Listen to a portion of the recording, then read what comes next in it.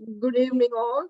First and foremost, I would like to acknowledge the traditional owners of this land and pay my respects to past, present, and future. This land was, is, and always will be their land. I now hand it over to Kamla to do the. Sorry, I didn't welcome. I only said good evening. Welcome, all of you. Thanks for attending today. And I hope all of you would enjoy this evening's forum. This is our annual forum, and last year it was very successful. I hope this year too it will be a success. Okay, welcome all. I now hand it over to Kamla. Thank you, Siti. I'd like to do the acknowledgement of the country before the meeting starts. Monash Interfaith Gathering acknowledges the traditional owners of this land, the Wurundjeri Woi Wurrung and Bunurong people, and recognizes their continuing connection to the land and waterways. We pay our respects to the elders past, present, and emerging, and extend this to all Aboriginal and Torres Islander people. Thank you, Kamla. I now call upon Jan to do the MIG prayer, please. Okay. Almighty Creator, guide the Monash Interfaith Gathering to be a true collaborative representation of various faiths and beliefs. Show us how to become a committed group, working together towards understanding, respect, dignity, and justice for all citizens in our community. Keep us single-minded to defend the right of each individual to practice and celebrate their own religion, and respect the rights of others to hold their chosen beliefs or non-beliefs. Help us build bridges between people of all faiths and beliefs within the community of Monash, so that all of us attain a peaceful and fruitful coexistence. Thank you, Jan. Shall we do the Buddhist talk first, or shall we, if she's not present at the moment, we'll go on to the next one? Okay, well, she's not present at the moment.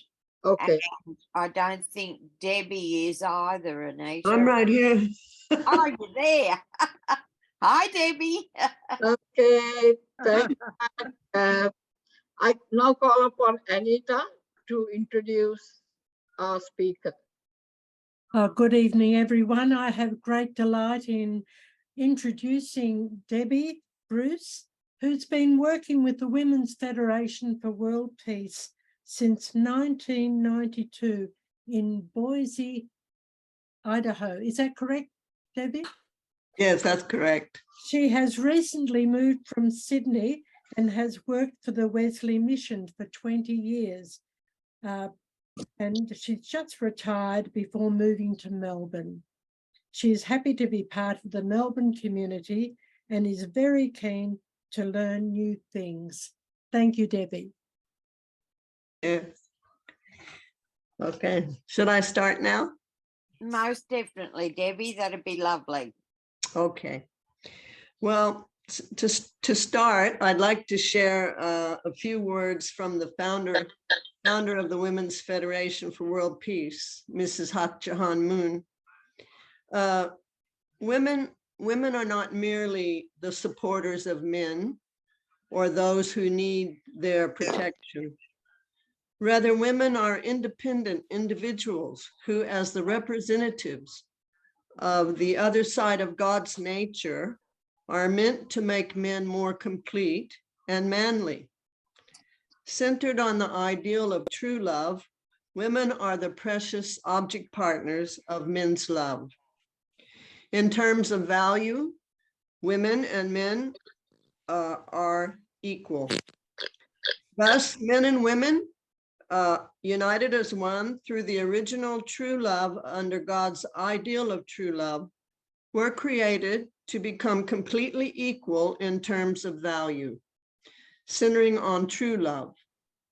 By sharing with one another not only equal status and equal rights of participation, but also their possessions.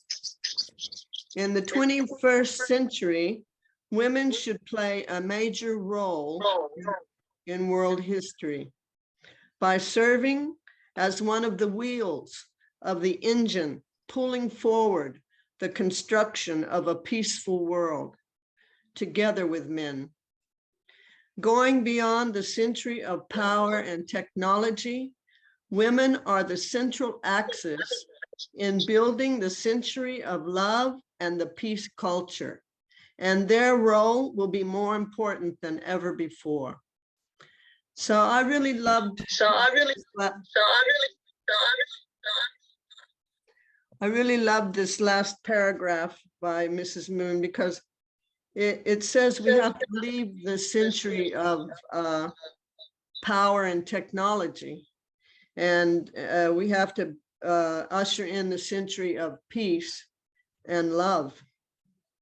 So that to me is very exciting, because it's exciting to think that women who are not free and are oppressed will be liberated and work together along with men.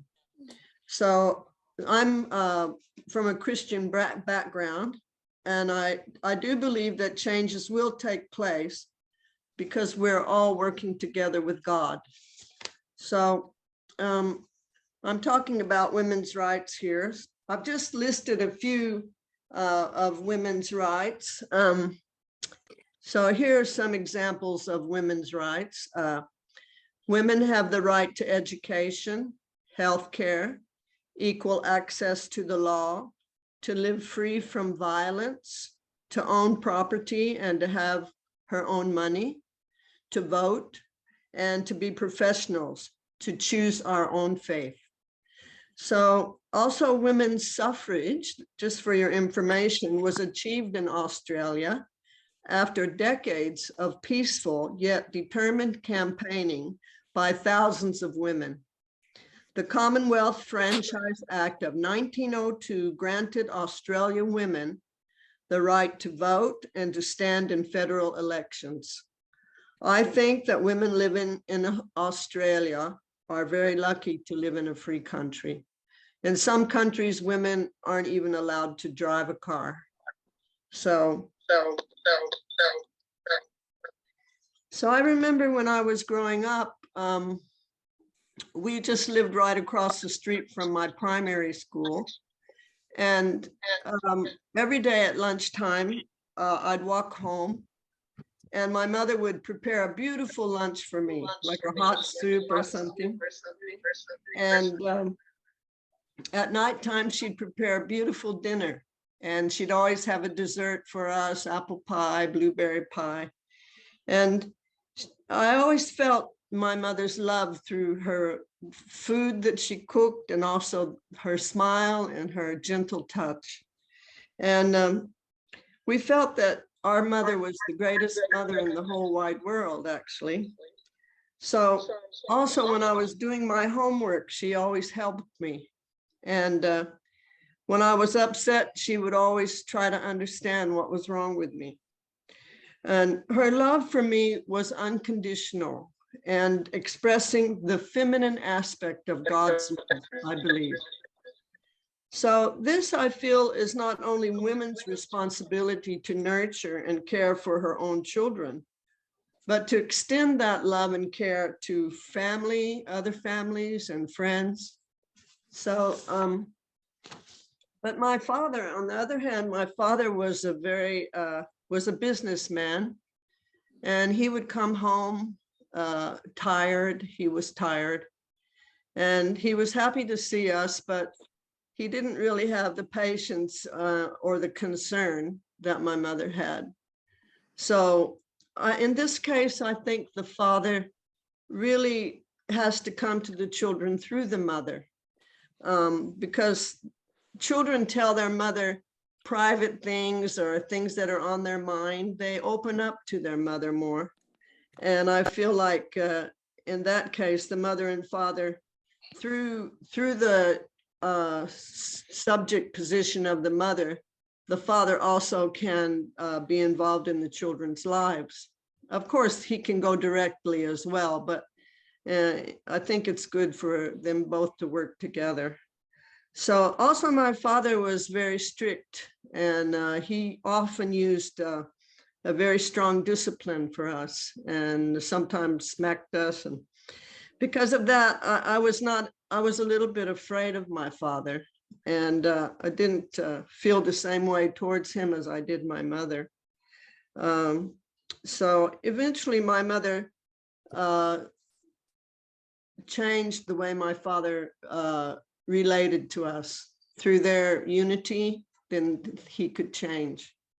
So I believe that women's responsibility is not just to be a nurturer, but also to be a spiritual leader in the family along with the father, and to guide the children to have morals and strong faith. So even though our family was Christian, our father started working on Sundays, and we stopped going to church. And when I was in year 6, so we also stopped praying before we ate. And so we became more and more secular, and our family became pretty broken spiritually.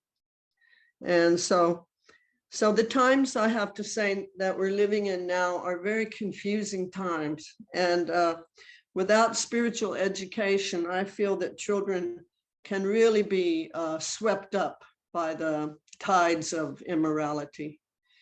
And parents must really be the role models that embody the tenets of their faith and build a strong relationship of trust with their children. So I think that women must always be aware of what is happening in their children's lives, and that children can always feel that they can share with their mother about anything. So women are the ones that make the house into a home, I feel, and give support to not only to the children, but also to the husband as well.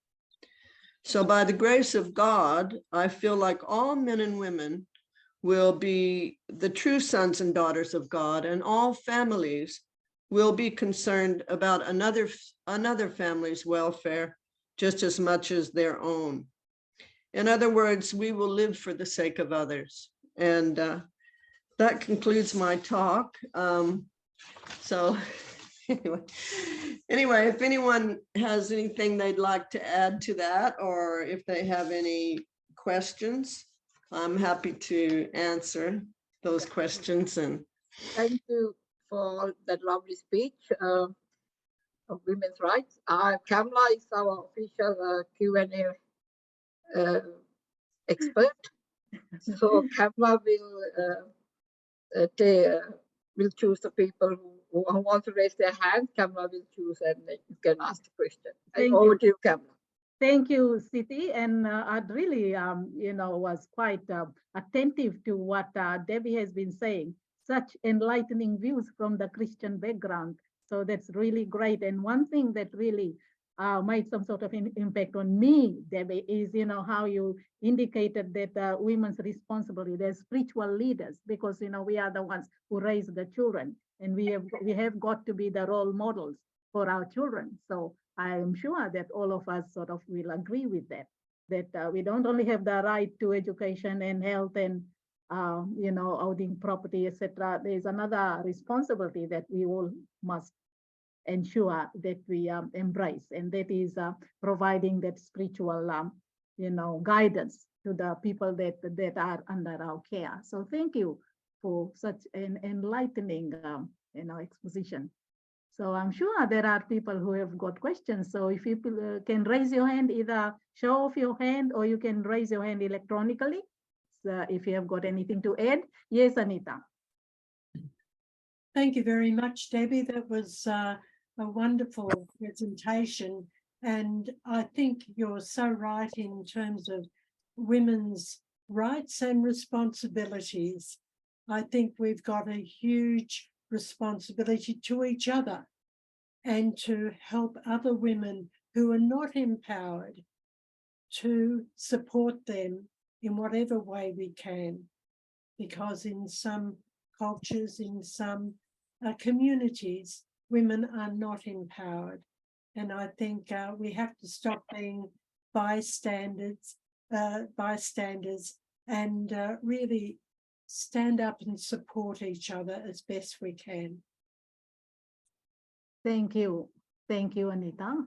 Kamla, can I just say, Venerable Bodhicitta has been trying to get in Oh, Yes. and hasn't been able to. Does she have the Can you please send her the Zoom link again, Anita? Thank you. all right? I hope she has got the right link. Jane, can you check the link that she has got is the correct one? Because the rest of the people have been able to get through. So if she's not able to get through either, she doesn't have the right link, or secondly, her internet connection may be a problem. Yes. So all if right. you can check on that. Right, so we'll just move ahead with the questions. I think Sashi, you have got your hand up. Sashi, go ahead. Unmute yourself. Yes, I'm here now. Levi, that was great talk. Really enjoyed thoroughly. A few things you mentioned about women's right, but you didn't mention anything about the responsibilities or obligations also towards the society. The other thing, yes, you mentioned they are more looking after the family. I agree. But when the husband is working, those kind of things was not clear. The only thing I want to ask you here, your father was really believer of discipline. What do you think about that? That helped you in your life or not? what That's did only what did you just say about my father? he was great believer of discipline. Yes, he was actually, he used what we in those days called corporal punishment. In other Yes. words, he would whip us with a belt. But he didn't, funny enough, he never did that to my brother or sister, only to me. So I think I was the most adventurous, and a lot of times he didn't know where I was because I was out in the fields running around in nature. So, you know, I'm sure I caused a lot of worry for my family. So that's why he, you know, in a way, he was just trying to stop me from getting hurt or lost, probably. But I think that when you strike a child physically, it scares a child because grown-ups are so big and children are so small, you know. So I think they have to come to a conclusion together, husband and wife, of how to raise children. But I don't know that corporal punishment is the way. It sort of scars the heart, I think. My question was, that discipline helped you in your life or not? No, I don't think it did. Okay, that's all. It did more damage. I think he was businessman. So like I said in my speech, he didn't really have the same relationship to us as my mother did. So it would have been good for him to be more humble to my mother, not just be in a subjective role, but more a humble role to her to, you know, I feel sometimes men tend to be a bit subjective rather than taking a more humble serving position. I think if he had done that, things would have been a little bit different. Yeah. So what are your views when numbers of single parent families are growing? What was that What will question? happen? What will be the outcome of single parent family in the society? There are more single parent families than ever before. Can't understand what kind of family you're saying. Single parent. Single parent. Yeah, I think that's probably a very difficult single parent because, you know, in the image of God, we're men and women in the image of God. And I feel like it's a little bit, you know, it's a bit unbalanced when there's only the female side. you know, or the mill. They need both. We do need both, yeah. Thank you, Sashi, and Okay, thank you, thank you. Debbie. Thank you. Thank you. Is there any other questions for Debbie or? I have a question. I have a question. Yes, go ahead. I don't know whether you can hear me. Is it Jaspreet? Yes. Yes, you we can. hear me? Actually, you are logged in twice, Jaspreet, but we Yes, can I hear you. know. Yeah, I am logged in twice. Yeah, but we can Okay. hear you. Go ahead. Okay. I was just wanting to share that after listening to Debbie, I feel I was very lucky that I had a very understanding father, and that really helped me grow. And I Jaspreet, just miss him very fondly. And he inculcated a lot of my father in me, actually.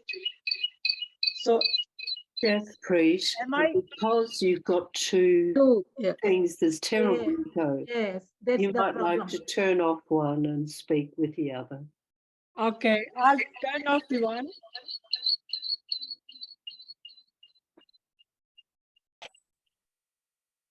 Is that okay?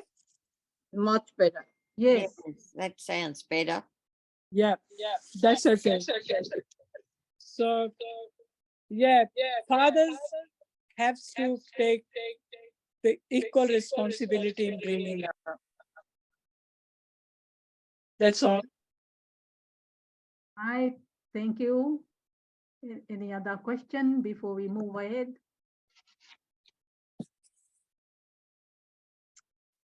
Well, it Did looks somebody ask me a question? Because I couldn't hear that.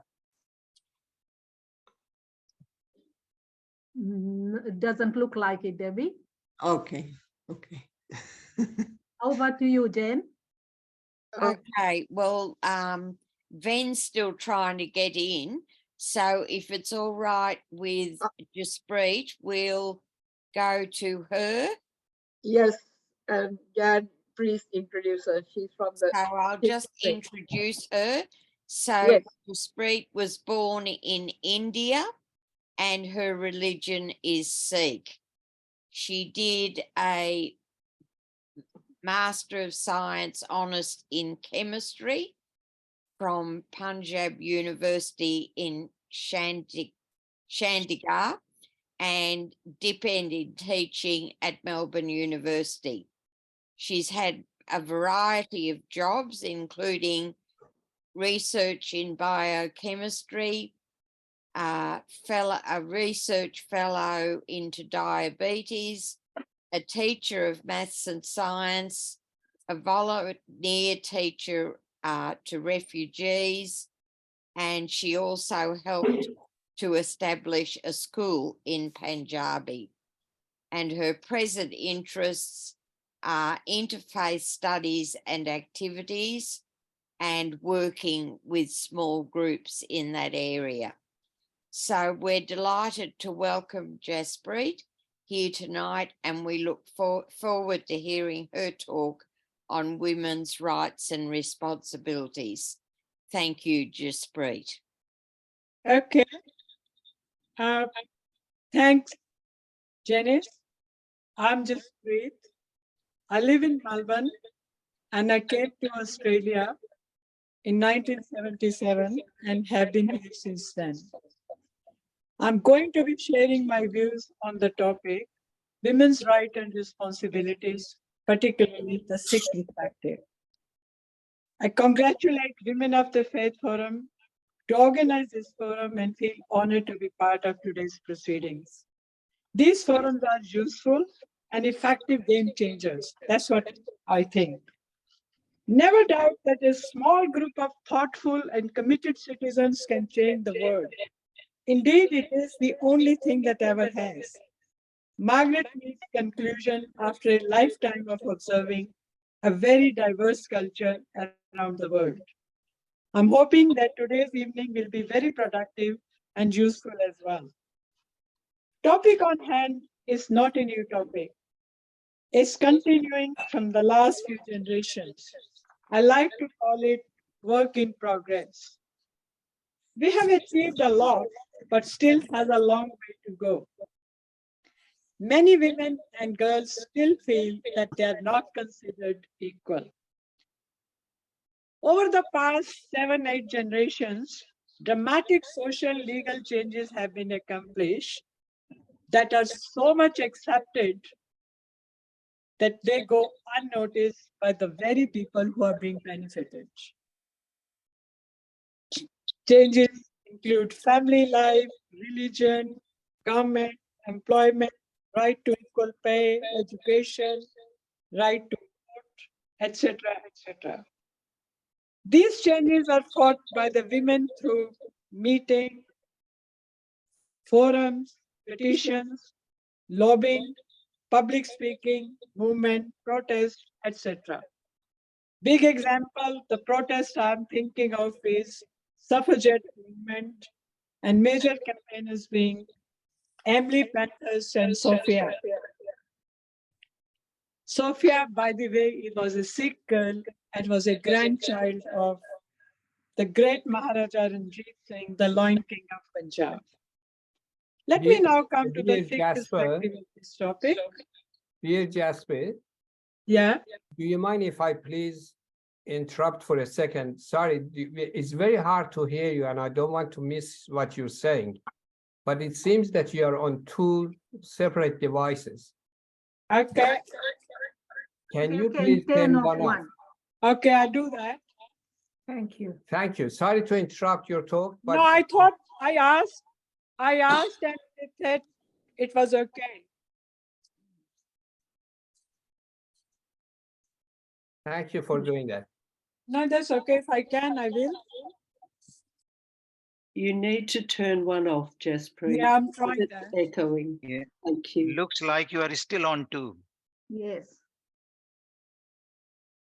We can Is see that you okay? on the phone, so turn the other one off. Is that okay? No, No, turn the other still got one off. 2. Where we can see you, that one is okay, but one where we can't see you, you have to She- turn that one off. She needs to exit it, not just turn it off. Exit.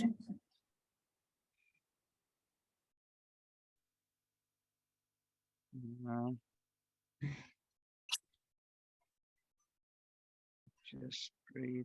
Phone is okay. The Phone other is okay. I'll switch this phone one. is okay. Turn off the other one. Yeah, I'll do that.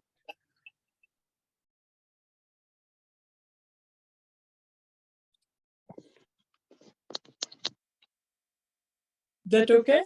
No, there's No. still two. Press, You are press on leave two. the meeting. You must leave the meeting on your other device, not just It's not silent. giving me the option. Is that okay now? No, No, won't it's still- be. It's still on 2. Is that okay now? no. Let's try, it's better, but not It is 100%. better, yeah. Maybe we might have to ask Jaspreet to continue. I'm Yes, conscious of good the time. idea. Yep. I'd love her to start again. I didn't hear any of it when she comes. And If she can get out completely and come back, maybe it might make a difference. Yes. she has turned off the phone. She just Yes. needs to put the Yes, go out of camera on. Zoom completely. She's out of the iPhone, so she can talk. I said the That's Zoom it. link. They're both out now. So she should log in again. Yes. And the Venerable is still in the waiting room. I sent her the link. But I cannot see her in the waiting room over here. So I don't know where she is in the waiting I'm room. logged in now. I got it. So I'm being admitted now. Thank you. Okay, welcome. Good. Yes, thank you. Did you receive my Zoom link? Yes. It worked. And the thing was, I was waiting in the waiting thing for a long time. Well, you read now, that's the important something. That's right.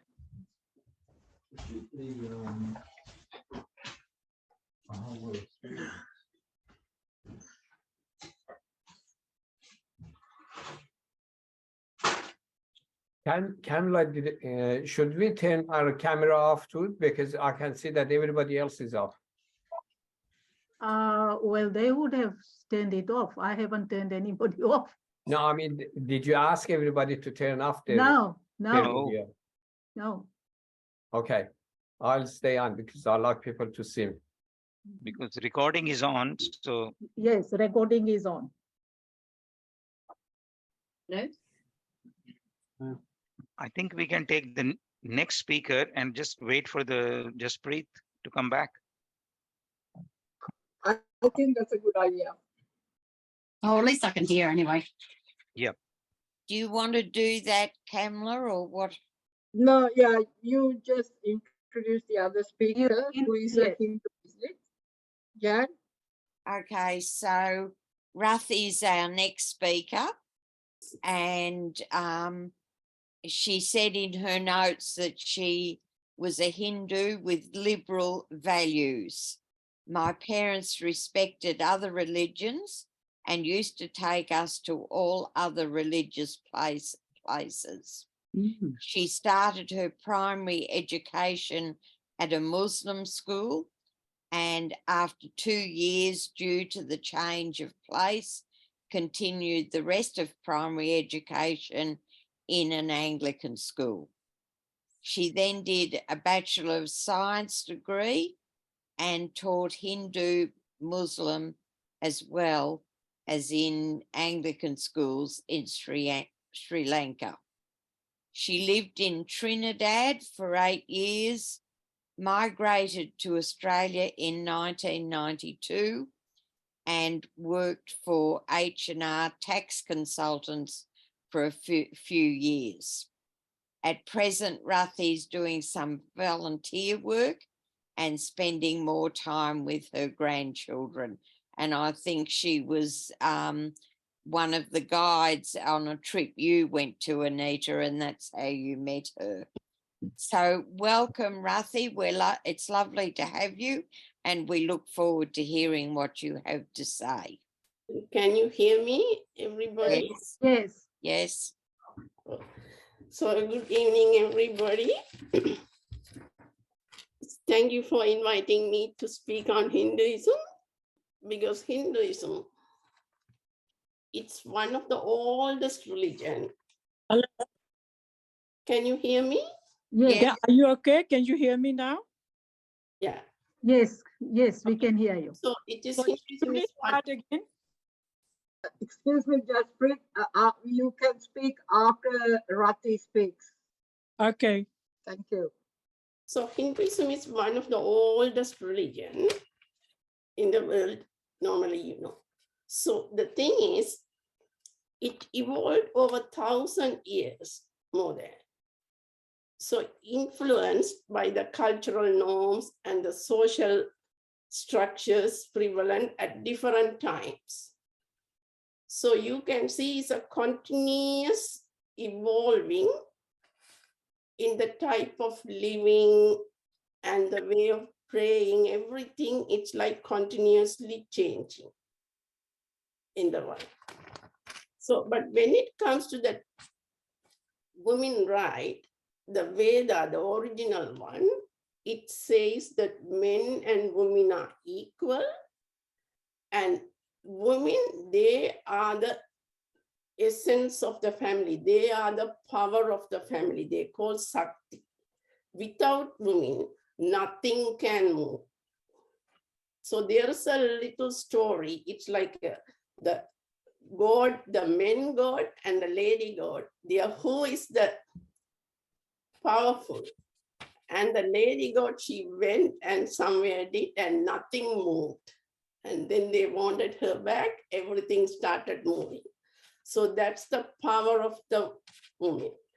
And then comes how the Hinduism values. They want the women to have a good education, but it doesn't happen in some of the families because of the poverty and the financial situations there in India, but they want as well as women as well as men to get educated. So when it comes to that property or whatever rights, a girl also has equal rights. It's from my one, whenever my parents deceased, it will be divided equally between me and the brothers. There's no difference. And the religious practices, we can practice as the way we like, but it is always but emphasis on moral values. It's a good values. Still, I can remember my mother told when I was little, there are only two types of people in this world.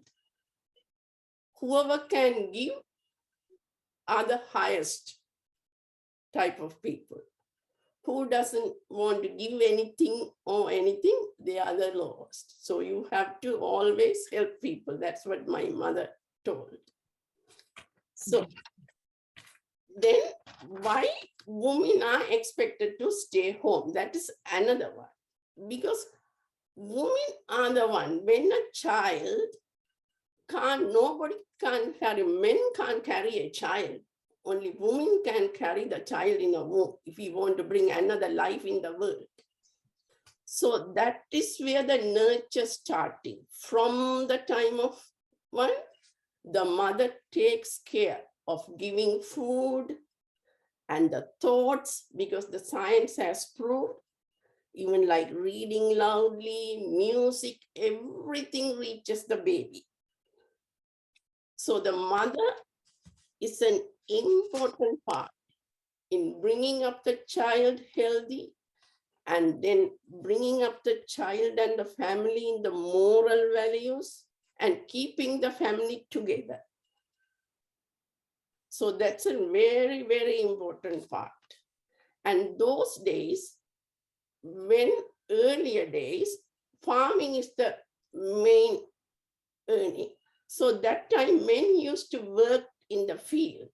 So the women, they stayed at home looking after the one.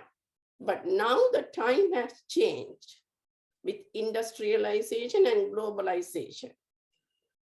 So the women, so they have to go to work. It's accepted. They go to work. So they take leave also for 1 year and juggle. There are services like childcare. So that is happening nowadays. So still, to pass the tradition and values, women are like a bridge. They from one generation to other generation. They are the one you can notice anywhere, because the communication, when it comes to men are different, women are different. Women, they care for others more much in the charities or wherever you can see more women working in charities. That's also emphasized in the one. And then household management. There is one in our one, it is, I don't know whether you have heard, there's a Tiruppural one. There, what he says, when a lady is in the house, everything is there. Finance, food, and everything. When she is not there, nothing is there. Because that sort of management, whether everything, because it's like a juggling nature. So it is inborn in the woman. It's not to say that is one higher or anything. They have the juggling nature and many things at the same time. But men have a different one. They are more masculine. Whenever it's heavy lifting or something, they have a different. So we have to take everything together and work. So whenever the religion, there's a goat representing the name one, it is like half women, half men. So it's like equal part. So life, it should be like equal. The women and the men should be treated equal. But equals are different. Whenever equal, people can't think that men can carry the baby. No. So when the women carry baby, then men has to do a different thing. So that's sort of the one the Hinduist emphasis. That's a right. Sometimes it's like misrepresented, not by others. In the Hinduism also, they treat women badly at home. But it happens in all over the world. That is what we have to educate, and we have to make sure that men and women, they appreciate each other and to be kind to each other, and so that they can bring a community of children or the future generation with more kindness and more compassion. Then there will be less wars, more peaceful. That is the one. So the aim of the religion is to keep the moral values. So that's the one for the religious one. And so it is, when it enter marriage and all, another one, Hindu marriages, more arranged marriages like that. Because those days, the girls, they didn't leave that. But it doesn't mean even those days, people like whenever they can meet and marry, if they want someone, if they can find someone, it's not opposed that much. That opposition came later in when the caste was introduced. Earlier, when the religion started, there were no caste system. So those are the factors in the religion, Hindu religion, people, they why there are caste and all. Those are wrong things. But that is the one. With that, there are some one nowadays. The women, they are fighting against the caste system, but still they are continuing. That is, we have to get rid of the system. So women only they can do it by teaching their kids, teaching their generation. They can get rid of these things and bring an equal society with full of compassion and a better one. That is the one, all I can. If any more questions or anything, you are welcome to. Thank you, Rati. Go to Kamala. Thank you. That was a very great contribution to this particular topic, rights and responsibilities. And you have talked about it from the Hinduism's point of view. Now, one point that you made, I'd like to make a few comments on that, and then I'll give a chance to the others to speak. Why, you know, the traditional values you talked about, where women were expected to stay home.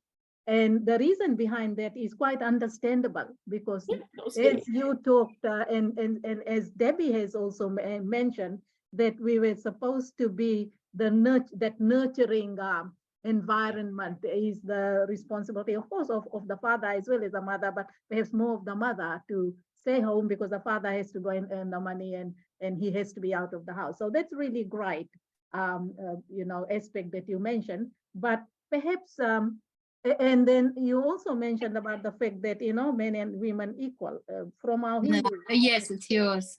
Suspected spam.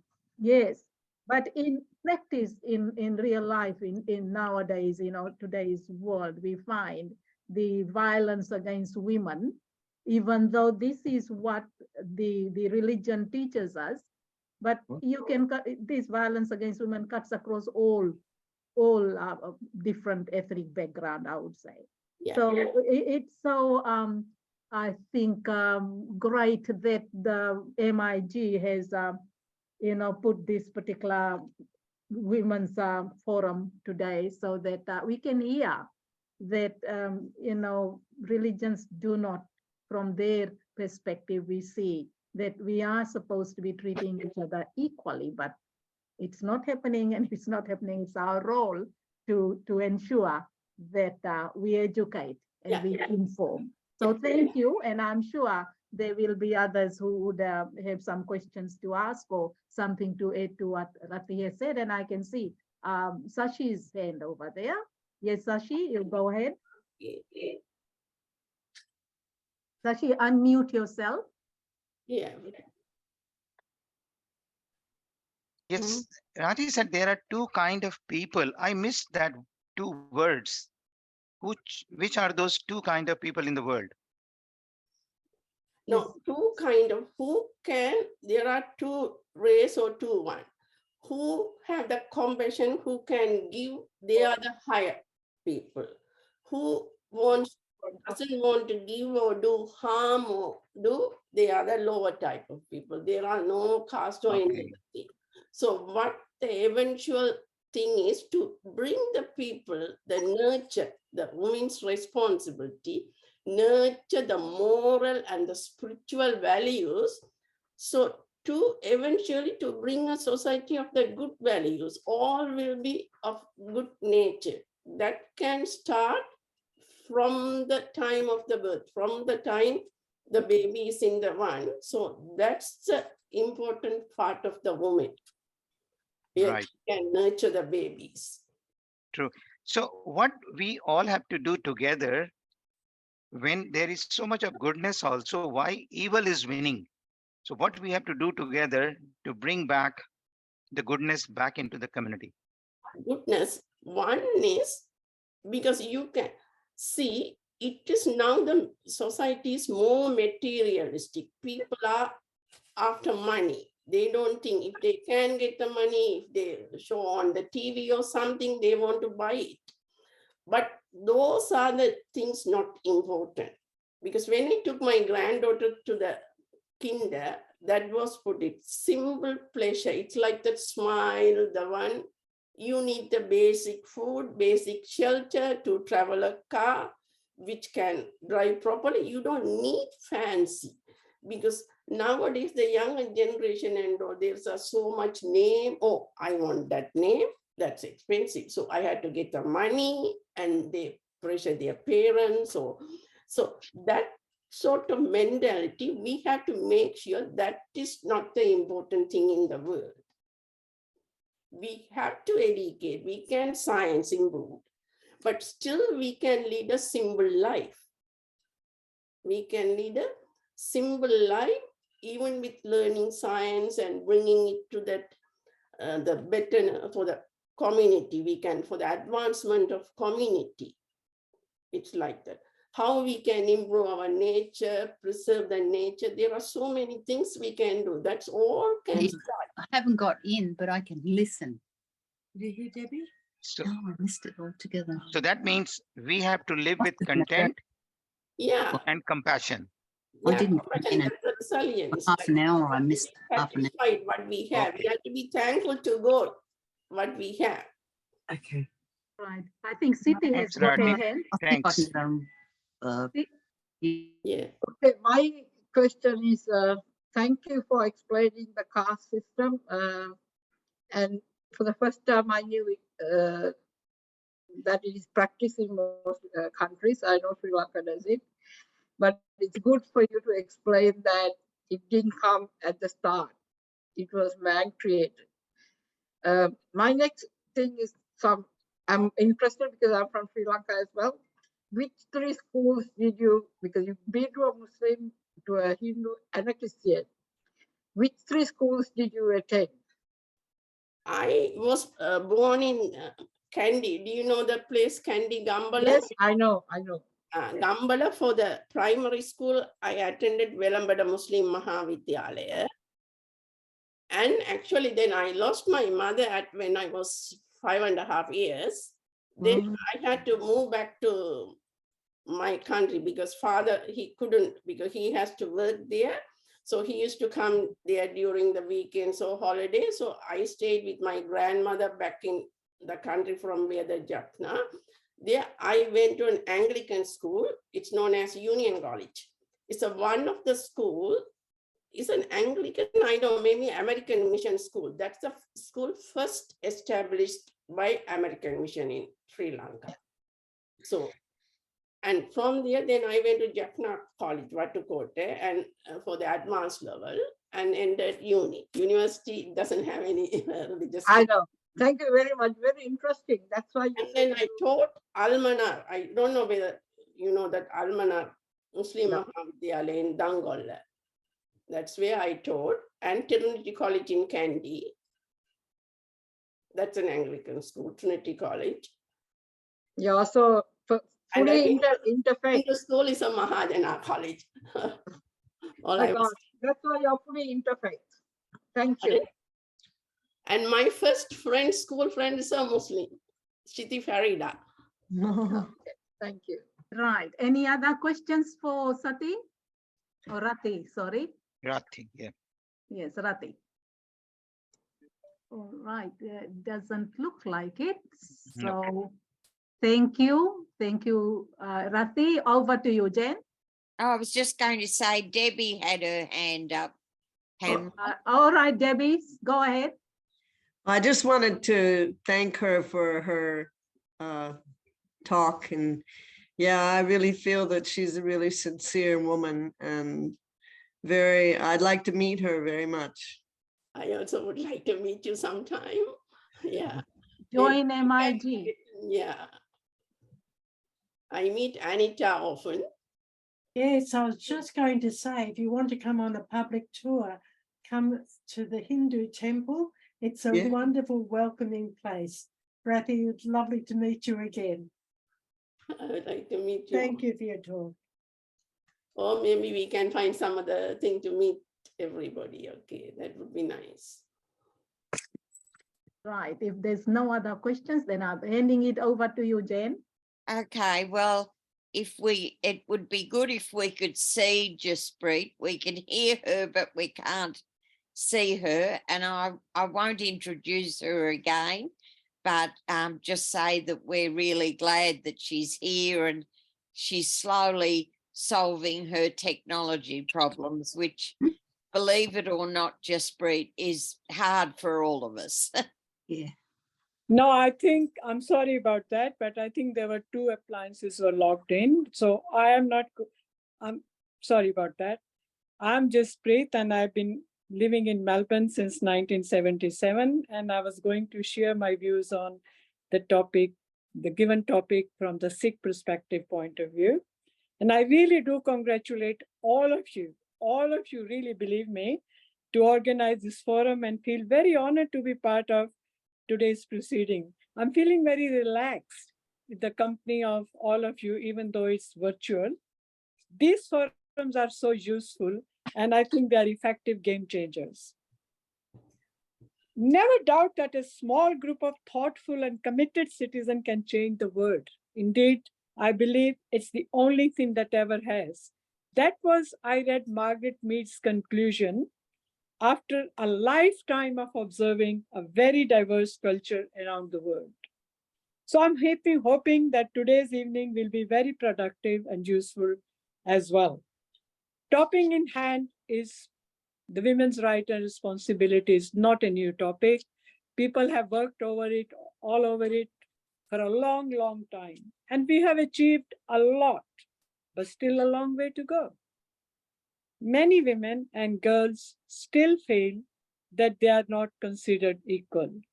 Well, over the past 7-8 generations, dramatic social and legal changes have been accomplished, and that are much accepted, that they are going actually unnoticed even by those people who are actually benefiting from it.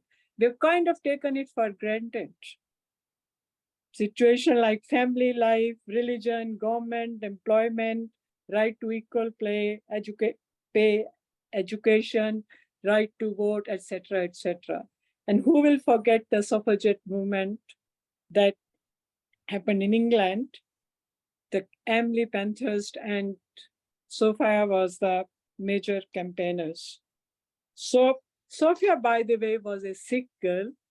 And since I was doing the Sikh perspective, I thought it's a good, that's why I'm mentioning her. And before I will go to the Sikh perspective now, and I went into the history actually. Sikhism is, and before I go into that, I might tell you a little bit about Sikhism. Sikhism is the youngest Indian religion, originated in the Punjab region of the Indian subcontinent. There are 10 gurus. Guru Nanak was the first guru and Guru Gobind Singh was the last guru, 10th guru.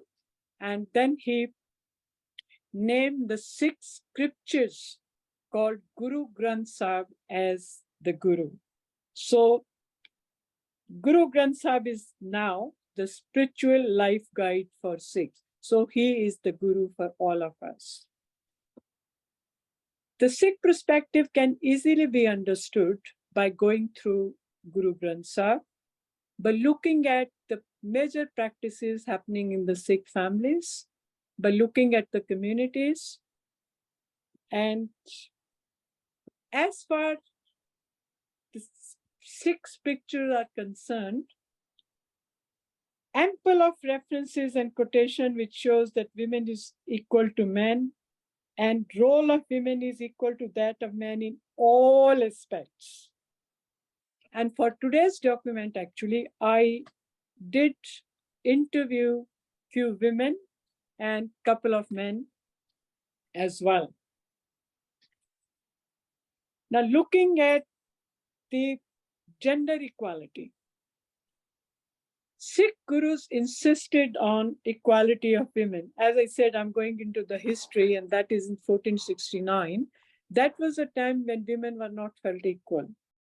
A strongly worded verse is stated by Guru Nanak, which actually meant, and I'm going to read that now, from the women is our birth, and the women's womb we are shaped, to the women we are engaged, and to the women we are wedded. Why then call her evil who gives birth to the world's leaders? From the women is born women, without the women there is none. Another aspect that Sikh gurus actually spoke about was abuse and violence of any women is strongly condemned and is regarded as sin. Education. The third guru, as I said, there were 10 gurus. The third guru took up education as a cause. Education being the key to anyone's success, third guru set up many schools, and he said that no teaching can take place until the women are educated. So there are 52 of his Sikh missionaries which were actually women. Now I come to the hereditary rights. Since all children, both male and female, are equal in all aspects, the property of the father is equally divisible among the children, and women, married or unmarried, have equal share along with the male siblings. Value of women's view. They are very well respected and valued. And Sikh women are not barred from saying anything, say for example, the testimony in the court, that's accepted. Religious and spiritual freedom. According to Sikh scriptures, women is not barred from any religious activity. She's allowed to give her views, can lead the congregation, can lead the prayers. So first Guru put women on a par with men and said, women is not a hindrance, but a partner in serving God, in seeking salvation. However, since Indian culture is patriarchal, well, it's not completely being implemented.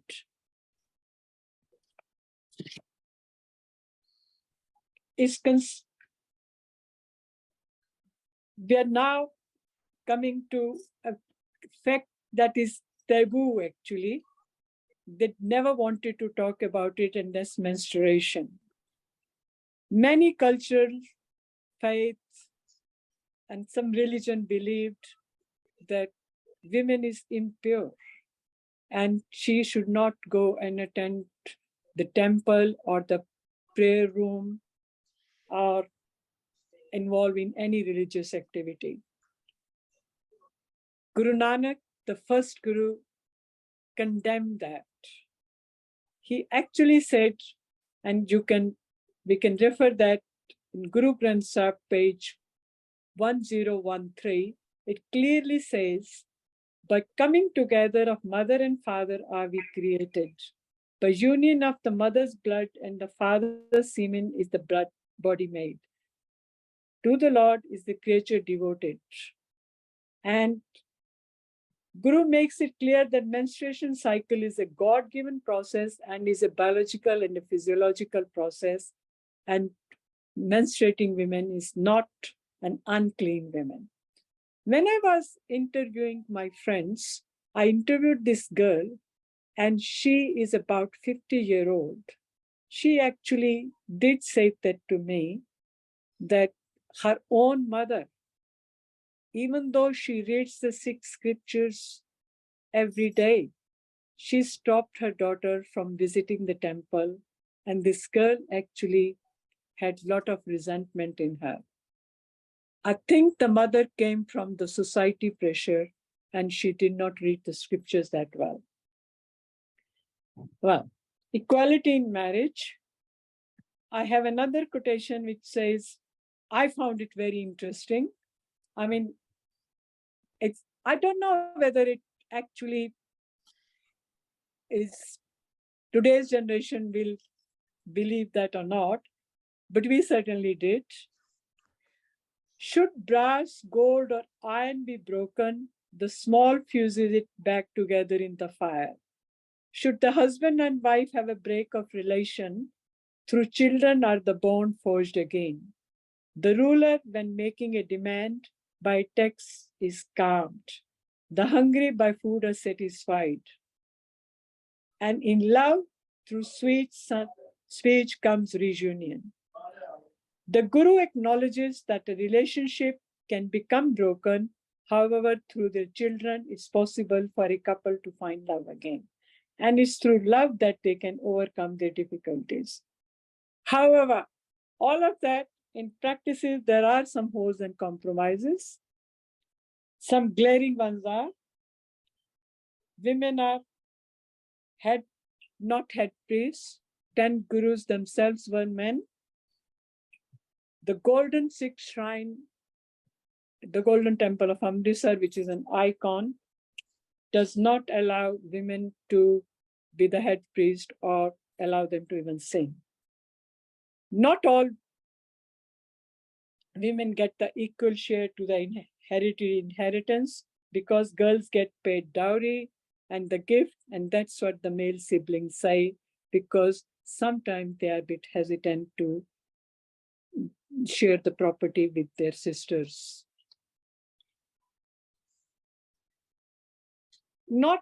This doesn't happen in all families. Sometimes in some families, the women themselves don't want the share in the property because they want to have the good relationship with their brothers. But things are improving. Should a girl want the property, well, she can have it. Domestic abuse and violence remain a still very major social problem across all cultures, and Sikhs are no exceptions.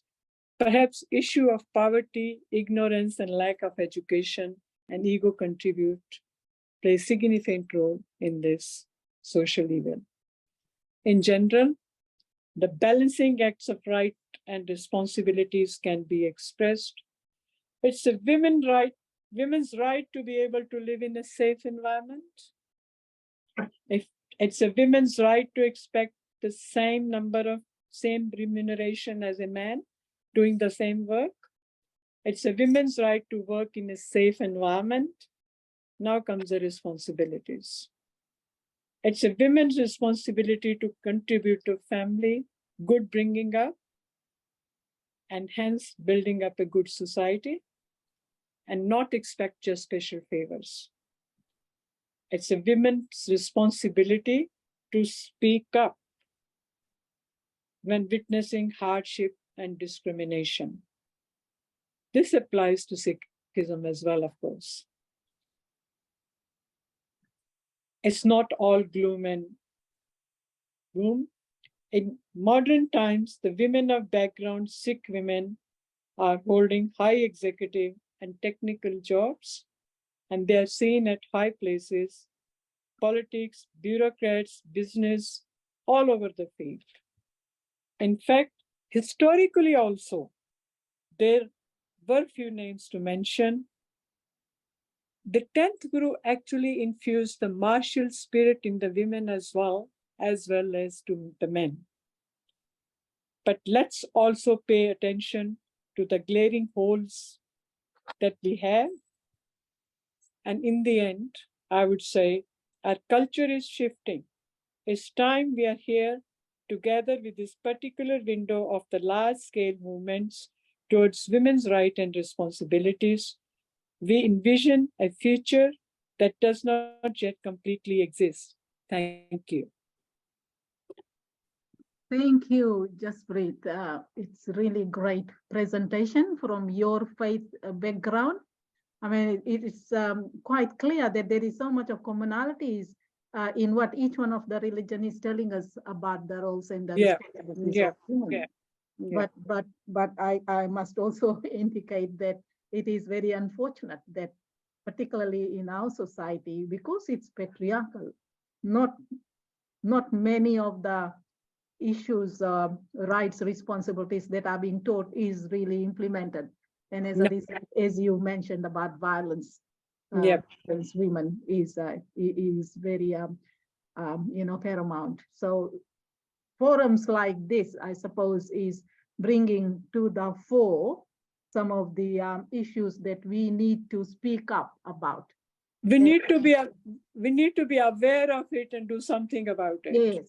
Yes, you are so right. So let's give opportunity to the others to comment on what Jaspreet has said, or you may have some questions for Jaspreet to ask. You sure you can turn it off? Yeah.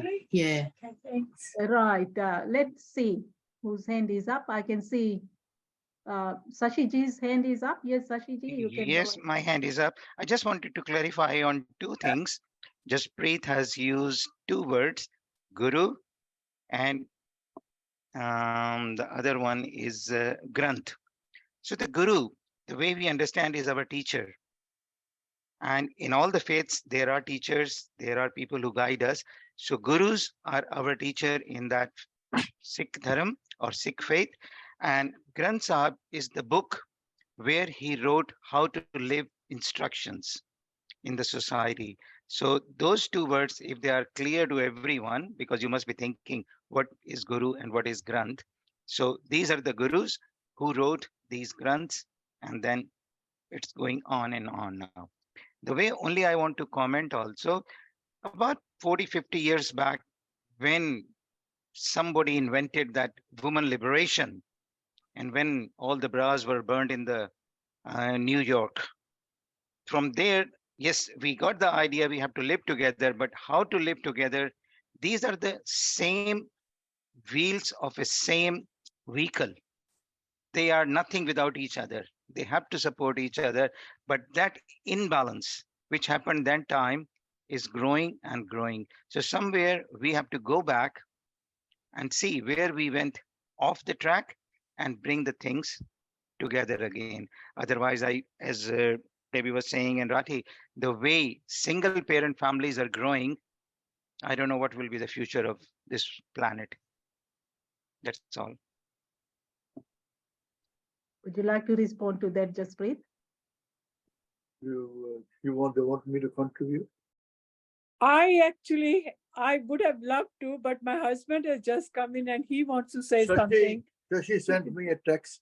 Can he do that? He just wants to be the part. Let's see the male perspective. Yes, but before I do that, I just want, even though you might think it's pedantic, we were talking about Guru Granth Sahib. Shashi was right when it says Guru, and they put their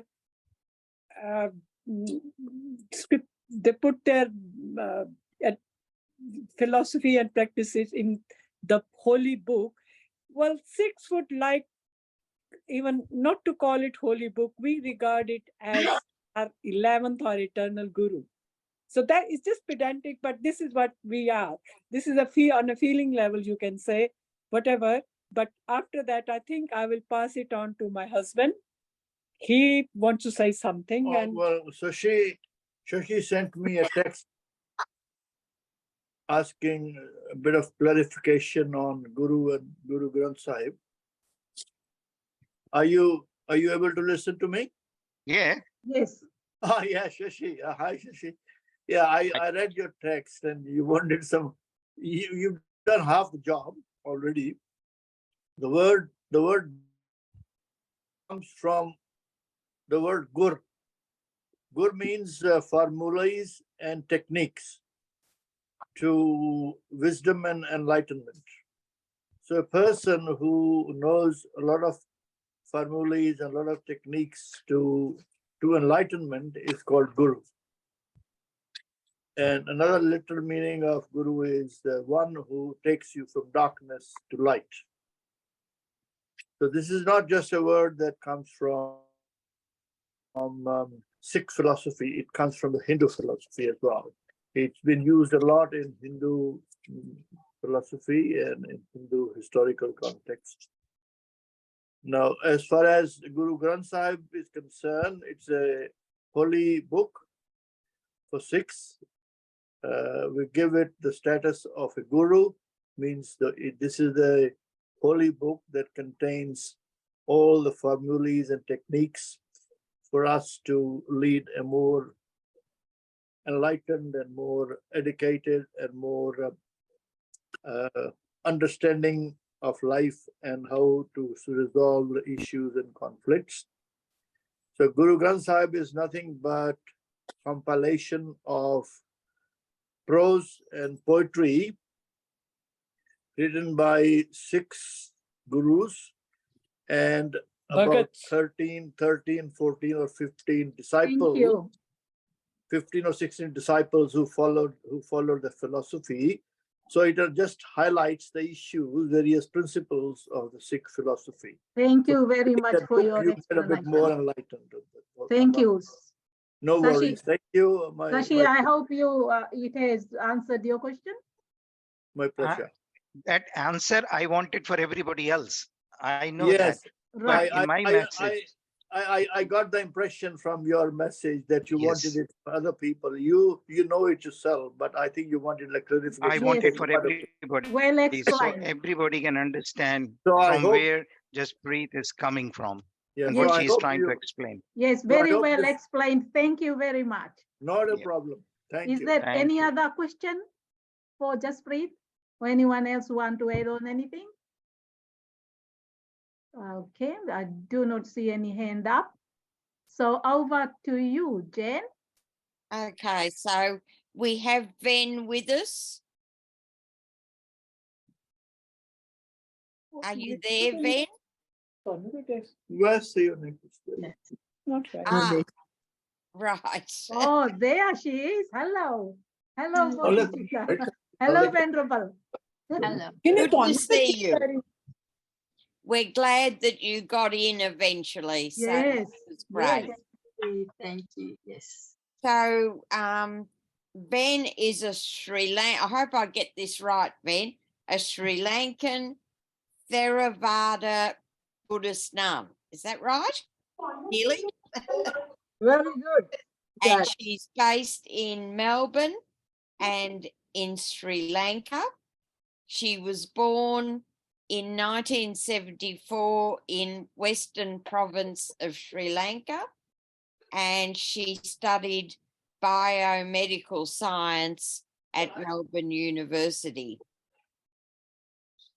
Venerable is a renowned meditation teacher with 35 plus years experience and Buddhist chaplain at RMIT University, where she conducts meditation retreats, lectures, Dhamma talks, and discussions within Australia, Malaysia, Sri Lanka, Japan, India, Canada, and the USA. She's a veteran presenter on stress management. We all need that. We'll all have to come to you, Venerable. And she has published many books. At present, she is the spiritual director of the International Centre for Inner Peace and Happiness in Victoria. and her main focus is to practice and actualize the Buddha's teachings. And she believes that it's only through Buddha's teaching that one will be able to overcome the emotional afflictions the world over is experiencing. And I know that Ven has just received an award as a peace ambassador, so she might tell us something about that as well. So welcome, Ven. Lovely to see you, and we look forward to hearing from you. Thank you. Thank you so much. So first, I would like to thank you all for inviting me to share the views from the Buddhist perspective on women's rights and responsibilities.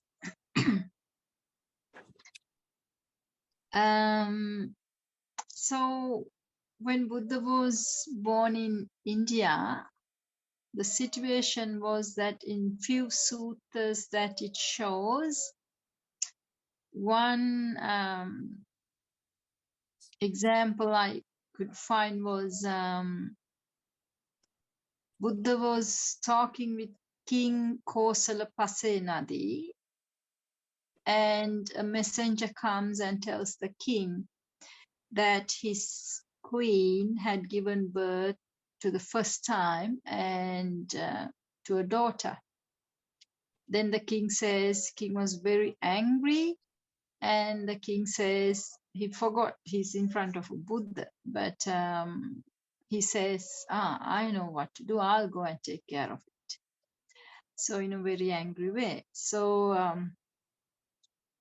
because at that time, the people who were living over there, they believed that the son was the most precious one, and it was the son who was the strongest, and that they can look after the family, and also they are the ones to look after when the parents are dead, to do the final rites and everything and all that. So they saw the women as weak, and so if you have the eldest as a weak one, they believe that's like a bad luck. So they didn't like to receive that as the first, the eldest. And the women were always under the care of either the father or then the husband, or if the husband dies, then they have to jump into their pyre. They call the Sati Puja, which is now illegal, but apparently still it happens in India, where after the husband dies, they have to jump into their funeral pyre, and also so they also die with that. If the widow survives, then the son will take care. So they have to be under the sun. So like that, there is so many things, and the women were mostly known to be like good for the cleaning and to bring up the children and to look after the house affairs and things like that. So when this king was really, so I guess that is how at that time the society's perspective on women. So the king must have felt it's like a bad luck, a bad sign that what happened, his queen giving birth to a daughter for the first one, as the first one. So the Buddha actually said to the king, well, this men and women, they all both have equally, they have a brain, and if the women given the education, they also can conquer the world, they also can think, and they also can take responsibilities and do responsible work as well. And also Buddha pointed out that, this daughter that you got now, one day could be even giving birth to a monarch. which actually came true later. What we know as the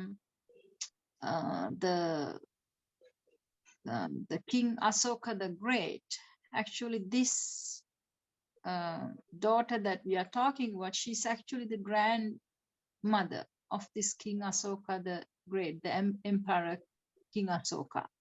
So Buddha said that these ladies even can give birth to the emperors. Without a lady, we will not have anything in this world. So like that, somehow Buddha managed to show the king the importance of the ladies, the women. And so during that time, whatever the religions that was existing in India when Buddha was born, didn't have much respect or didn't give much importance to the women. That's what we see in the suttas when we see. So after Buddha became the Buddha, got enlightened, and then the women also came and asked for the ordination from women.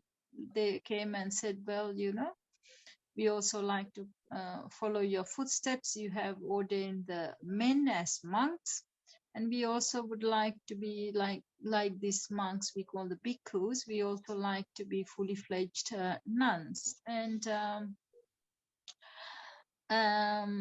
Buddha actually, after Buddha had established his followers, and when the fellowship was strong, then Buddha admitted the ladies into his fellowship, and the ladies also equally became the priests. Like at that time, it was not accepted by any other religion that was alive at the time. It was kind of a very radical thing for the Buddha to do, where he accepted equally like the men, the women also could become the renunciate and also the priest. And so when in Buddha's time, there was bhikkhu, bhikkhuni. So even if the king came to see Buddha, if there was a monk or a nun, king would actually take off his the crown and worship the feet of these women, normally, which didn't happen at that time. So a lot of the people who were not giving the women the right place and the treating nicely, they were very angry with Buddha for giving this equal place, the respect to the women. So there were many attacks also on Buddha and also on the nuns as well. When Buddha was teaching the Sanatana Dhamma, or the teaching, Buddha actually pointed out not just to the women, actually to even the men, that if we take care of our responsibilities, everything will go well. So we don't have to talk about rights. So mostly Buddha's teaching is about you doing your duties right, properly, and with no expectation back in return. We actually don't talk about rights in that sense, like in the, you know, in the egoistic way, but we focus on what we can do, the duties and all that. So Buddha pointed out the ladies, the one who bears the child, when the child is born, like another speaker said before, like I think Rati, it's the mother's duty to nourish the baby with goodness and wisdom, help them to develop the goodness and wisdom. We all human beings, when we are born, we have this selfish nature in our gene. So we need to learn to develop selflessness. When we are selfish, that is when we are like kind of very only selfish and self-centered and think about only yourself, and then create a lot of problems. But more we give up this selfishness, we develop the selflessness, more you become like an angel, like so we can make this earth like heaven. So Buddha was pointing out, so mother's duty is one thing that she sacrifices her life, even if she needs to protect the child. So she develops this unconditional love, the kindness, the compassion, the equanimity, and also not just for the child, then she can broaden her mind to love all beings. And at the same time, she needs to teach these, developing these good qualities and wisdom to her child, and bring up not just a normal human being, but a valuable one with good qualities and with wisdom. And also it's the women's duty to look after the family, the husband, and also the husband and her relatives as well, and also her the workers who are under them, and also the finances. So normally at that time the men went to work, but they brought the money and handed it over to the lady in the house. So they managed the finances. So there was one good example for a perfect lady at that time, was called the Visakha. And so she was managing all the finances, and she was treating even the husband's relatives nicely and her ones, and also looking after the workers and even the animals that they had in the farm, and looking after the children and balancing everything. And at the same time, she was like the best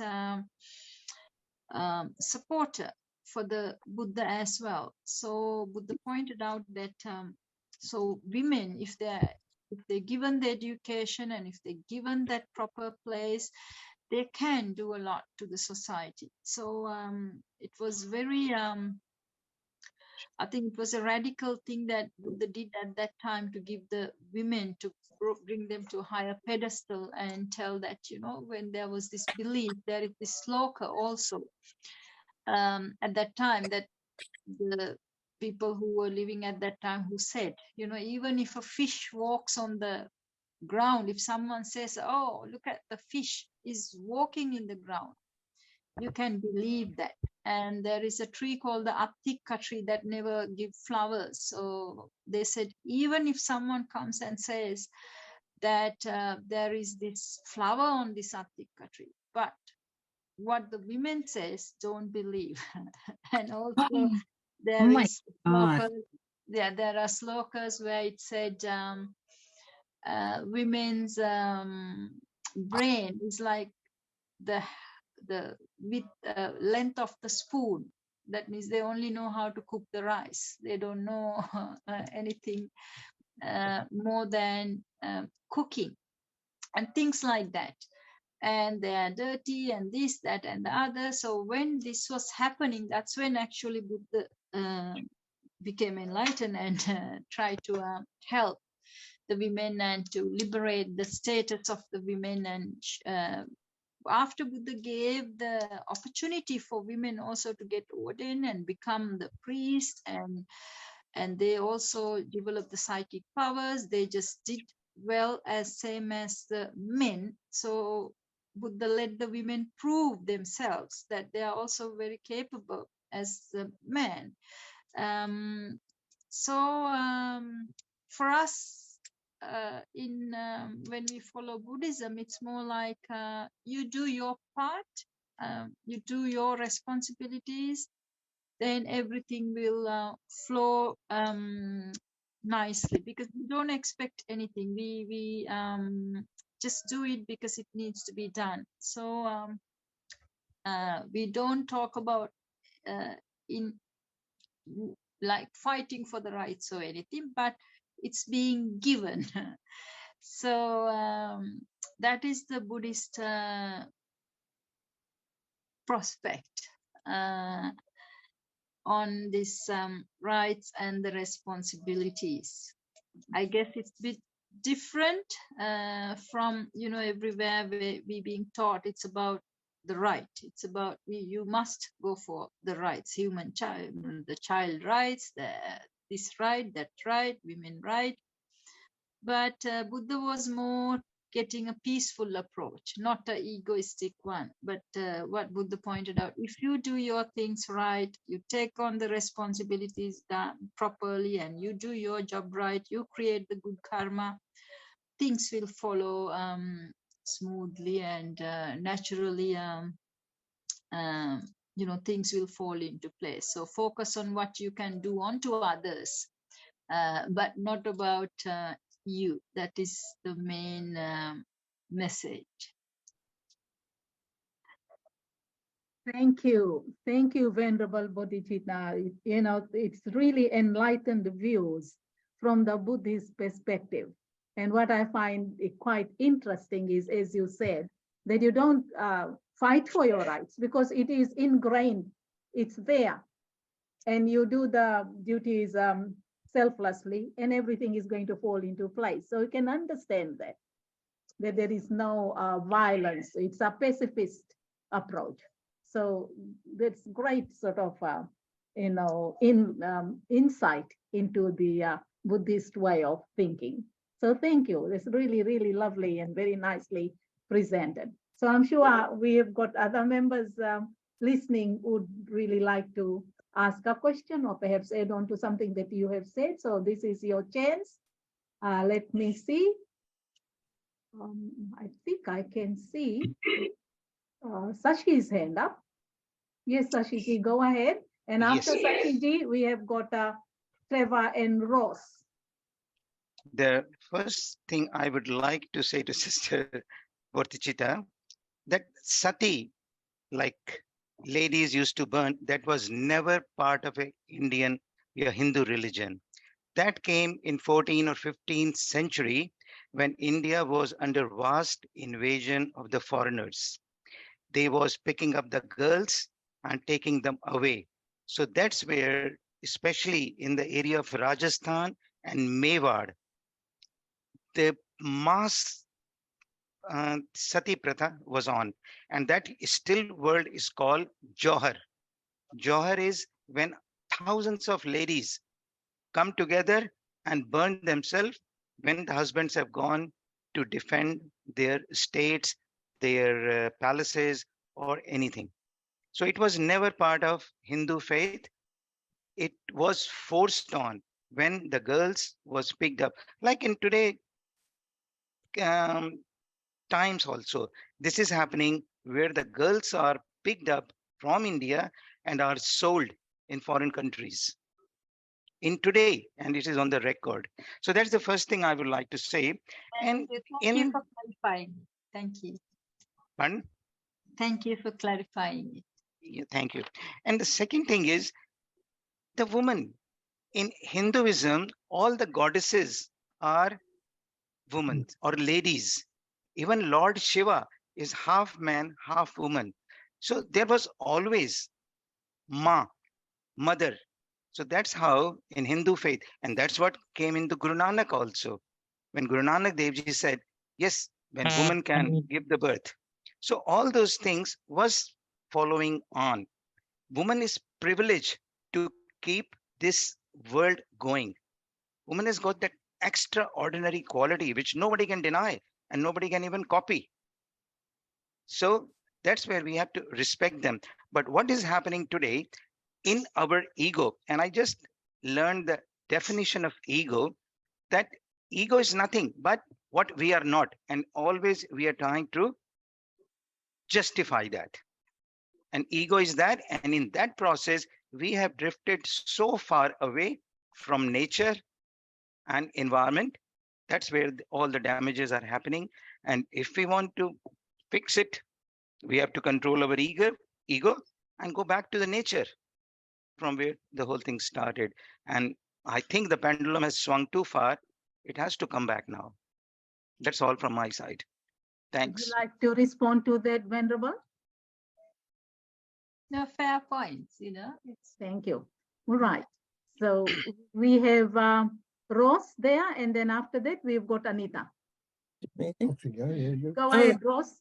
We both really enjoyed your talk. Thank you very much indeed. There's one little bit that I just wanted to comment on. I was really struck by when you said woman's duty, a duty to nourish the child with goodness and wisdom. And I just thought that was a beautiful phrase. And I thought initially in terms of to nourish the child so that the child grows with goodness and wisdom. But I realize it's also saying from the woman's point of view, and what a wonderful world it would be if we could look at everybody with goodness and wisdom and expecting goodness and wisdom from them. Yes. Thank you. Anita, go ahead. Thank you very much, Venerable Bodhicitta. I you. just want to say we're on the path of enlightenment. Would you like to say something about enlightenment as part of our responsibility? I think the Buddhists do this very well with the sense cessation or the stopping of suffering. And I think a lot of the suffering is caused because we don't look at the causes very often. Would you like to say something about enlightenment? Well, Buddha pointed out both sexes, whether you're male or female, we can be enlightened, and if we practice in the proper way. So the enlightenment means that we have this sense of self all the time, I, me, myself, and it is this sense of self that makes us to be like more selfish, and it is the selfishness that brings the suffering to us. When we are selfish or when we are self-centered, in our body there are two pathways, like the messaging systems work in two different ways.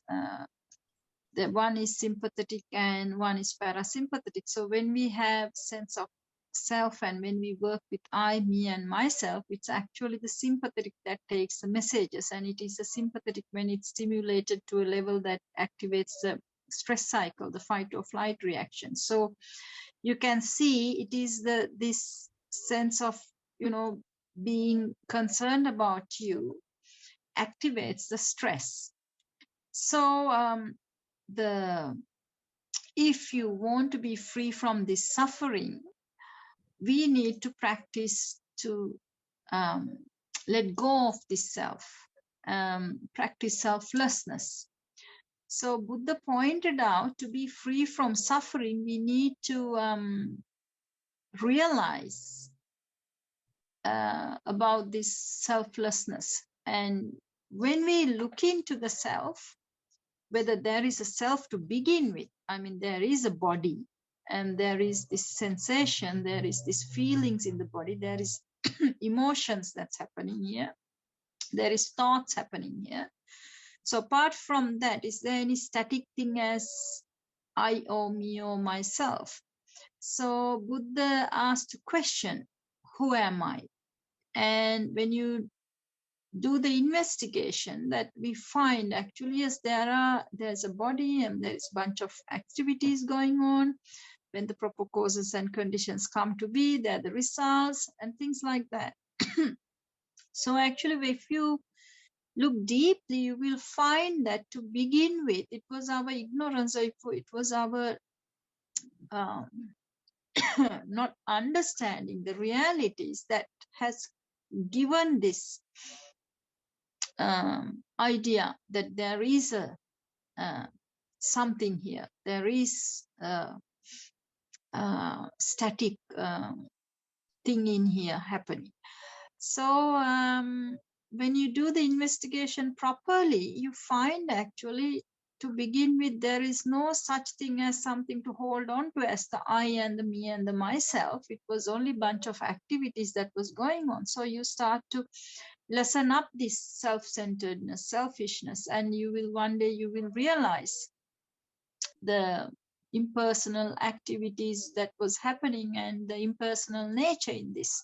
So there is no person doing anything. There is no person in here. So then you will become a selfless being. So what we call the fully enlightened being is a selfless being who have merged with everything else, that they have not kept little something inside here saying, oh, this is me. So that is getting enlightened. And when you get enlightened, so when you give up this selfishness, your suffering comes to an end, because no longer your messages will go in the sympathetic. There is another pathway that takes messages to the brain in our body, that is called the parasympathetic. The parasympathetic is activated when you have selfless thoughts, when you have selfless things happening here. So when the parasympathetic is activated, it's connected to the pineal gland and what we call the third eye today. The pineal gland is the thing that releases hormones that makes you feel very relaxed, very comfortable, very peaceful, and also a very satisfied feeling, a happiness. So when the parasympathetic is activated, one doesn't have stress. That means you're free from the suffering and you get blissed out. We call like the dhyana or very comfortable, and you can even fly with your own body, do astral traveling, because your body becomes very relaxed and very soft, and you develop even the psychic powers with this when you activated the parasympathetic. And they say it is this pineal gland that can create all these things anyway. So if you practice this, it's So possible. it's for up us to men and women together to work towards this selflessness in order to bring enlightenment. Yeah. So it was realizing the selflessness. Coming there is the way to get rid of the suffering, and this is what we call the enlightenment. Yes. So Thank brilliantly, you. so brilliantly explained, Venerable. Thank you. So nice. I think we have, Sashi, have you got your hand up? Yes. My you hand up, can- Yes, we've and I got. have unmuted myself. I just like to answer Anita. She asked, what is enlightenment? And the way I have read that one, or the way I practice, I will say that knowing others is wisdom. Knowing others is wisdom. Knowing yourself is enlightenment. Now, we all must have heard serenity prayer, or there are so many different prayers like that. So I tell you a small story. There was one person, he asked God, can you give me the power to change the world? And God kept quiet. Then again, went out, he's not answering, so let's change the prayer. He said, oh, can I change my neighborhood or town? God still kept quiet. He never answered. Then the man said, can I change my family after a few years? Or my son, my daughter? Again, God was quiet. Then again, after some time, the man said, can I change myself? God said, my dear son, why didn't you say this thing in the beginning? And you would have saved all that time, all those efforts which you just wasted. So as the serenity prayer says, God gave us what we can do and what we can't do. So if we do that, the world will be a different place. And as you were saying, the best service or long-lasting happiness is when we serve others. And when you serve others, there is a hormone, oxytocin. And do that exercise tomorrow, do good to somebody, and you will see how oxytocin is making you happier, joyful, and permanently happy forever. Thank you. Thank you. Thank you, Sashi ji. Thank you. We've got 2 more minutes. If there is anyone else who's got some questions, this is your chance. I suppose if I can just add on, Venerable, the important role of meditation in looking inwards Yes. and, yes. Within oneself Yes. can perhaps take you to some extent towards enlightenment. Am I right? Yes. Thank you. Because only if you look within, you can see in your mind to which extent you have your ego, the arrogance, which extent Yes. you have all this defilements in you. Only when you see, you can work on getting rid of them. Yes, so Yes. true. Thank you. Right, I cannot see any more hands up, so I might hand it over back to you, Janice. Okay, well, that brings our talks to an end, and I think I now hand over to Sithi. You're muted, Sithi. You muted, Sithi. You're You can muted. unmute yourself. Yes. Yeah, Send the message. before I give the vote of thanks, is it possible for us to get to the screen and take a picture of ourselves? Does anybody know how to do it? Heather, can you take a picture, please, for us? So everybody come in to the picture. Put your video on. Still not enough people. Can you change the screen camera? You need Yes. to all turn on your video. Thank you. Can you all turn on your videos, please? They have turned, yes, that's great. Thank you, Esan. If we can get the others to turn on their videos. Well, I suppose we'll just have to take whatever we can see. Yeah, but can you get them all to the screen together? Is it possible, Heather? You change this. I've got it. Okay, we've Sure. got few of them coming in, which is good. We haven't still got the full screen. Camera, you have to change your screen, I think. Yeah, I've changed it. I can see everyone except a couple of them who are still. I can't see the full screen. Yeah, you have to change your position on the screen. Yes, you have to change I yours. changed. I'm not on the. I can see you on the screen, Sithi. That's okay. If you all can take it, that's fine. I can see practically everyone except the last two. Yeah. Yes.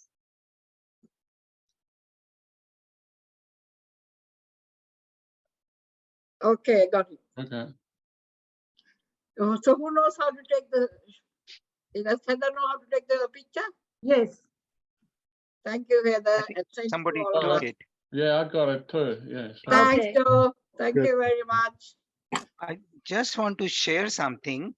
I don't know. We know that Kamla Siddhi, that Pam lost his dad a couple of days back. No. Yes, yes, Yes. Do we know that? Yes. Okay, because I haven't seen any message on the. I wrote to our group. Yes. Okay. And we have all responded to David, and he's aware that we are All right. aware. I haven't seen any message, so I thought we know or don't know. You should have got it. So I wrote to the no, committee. it was not in my WhatsApp. It never came to me in WhatsApp. I'm clueless as to why it didn't come anyway. I don't know. Most of us responded because I saw it All on right. Facebook. Soon as I saw it, Facebook. Okay. I wrote it No, to the group. I Okay. hardly go to Facebook, so that's why I missed out on Facebook. No, I saw Stephen. it and I informed our group. Okay. No, Anyway, all over. okay. I'm supposed to give the vote of thanks. So Yes. I'd like to thank Venerable Bodhicitta, Debbie Bruce, Jasprit Kochar, and Rati Vinayalingam. Thank you very much for participating today. I think they all deserve a clap. And I think we have all gained more knowledge than before 7 p.m. today. And also I would like to thank the management committee, and especially I'd like to point out Anita, who's not in our committee, but who helped to have this forum together with Jan. So Anita, thank you very much for joining and helping us to have. Can we And, see it on YouTube? I'm not Joe. Can we put this on or not? Yeah, we'll have to do a little bit of editing. Yeah. Yes. Because normally David does after Joe left the committee, but David, unfortunately, the father-in-law passed away, so he's unable to come today. So thank you all of you, each and every one of you, for participating and making this a success. So to all of us. I have some announcements to make. We are having the NAIDOC week on 10th of July from 10 a.m. Is that right, Pamela? 10 a.m. Yes, yes. So it is limited. We have only 30 people that we can have inside the Glen Waverley library, but we are having it live stream. So please register and we will send you the link. And we have got an Aboriginal leader who will be speaking about it. We have got few VIPs as well, the VMC Commission and the Mayor attending it as well. So I would like to tell all those who didn't register, I think it's too late now. But no, we have 5 places available for the face-to-face version in Glen Waverley Library. Okay, Kamla is in charge of the book club, so she's the one who's the main organizer for NAIDOC with. So there are 5 more places. If you all want, apply now. All the rest will be on online. Yes, Rafi. Yeah. Can you send email the information to me, please, if possible? Yeah. Yes. Kamla I'll do that. Yes. Yeah, we should be able to do it. 5 spaces are available in the face. Because I live here in Glen Waverley, it's very close to the Glen Waverley Library. You can join our group and Monash Interfaith Gathering. That's right. Yes. And also we are having an annual general meeting, the AGM on 13th, July the 13th, again at 7 p.m. I hope all of you will join as members. Those who are not, it's only $15 a year. And if you still can't afford it, doesn't matter, just join us in and one of us, we will settle that. So I'm happy that we got Rafi now who will join us, hopefully, as a member, and everybody is invited for our AGM. That will be also face-to-face and online. So we'll give you more information to keep those 2 dates free. We are finishing 7 minutes before our time. And is there any other business? Anybody else want to tell anything for another 5 minutes? So I just encourage all of you to come over. With 5 people, we can accommodate 5 people. Rati will be coming. That means we got 4 more people who can come. So there's only space for about 35 at the library. So if you want to come there, we are going to be providing tea and coffee and some refreshments. So it will be really, really wonderful. But if you are not able to get in, there is an online version because we are going to be live streaming it. And if you want to participate online, get the link for the live streaming, then there's a link that you have to go to register as well. So just let us know. Kamla, say we are providing a high tea. Yes, yes. So it'll be great to come face-to-face meeting. You're next, but Stephen, you go ahead. I just want to thank Monash Interfaith Gathering for the support to our 21st anniversary at Chisenko and City. Thank you very much for your leadership and helping us to get so many of Monash members attending it. I hope more will join us in our events in the future. We are so close to Monash. We are only Clayton, just next door to Monash. Thank you all for the support. You're welcome, Stephen, and we were very happy to participate as well. And we enjoyed the steamboat that we didn't know what it was. Yes. It was an adventure to all of us. True. Now we know what it is. Yes. That's good. Thank you. It's always a pleasure to join you, and you join us as well. So mutual. Thank you. Please be. I won't be the president after 13th of July. We have a new president. I've done my 2 years, but whoever who comes in will give the same support to you, Stephen. And you give us the same support that you always give the Monash Interfaith Gathering. We will. Except I'm away in July. Okay, Sorry. that's all right. It's always good to work with other groups. Collaboratively, that's right. So We- is there anybody else or shall we close the meeting? Shall I? Okay, then thanks again and Good night. Have a night, safe drive everyone. home. Close the meeting off. Thank you again. Yeah. Thank you. All the best. Bye. Bye. Bye. Good night. Bye. Good night. Good night. Night, everybody.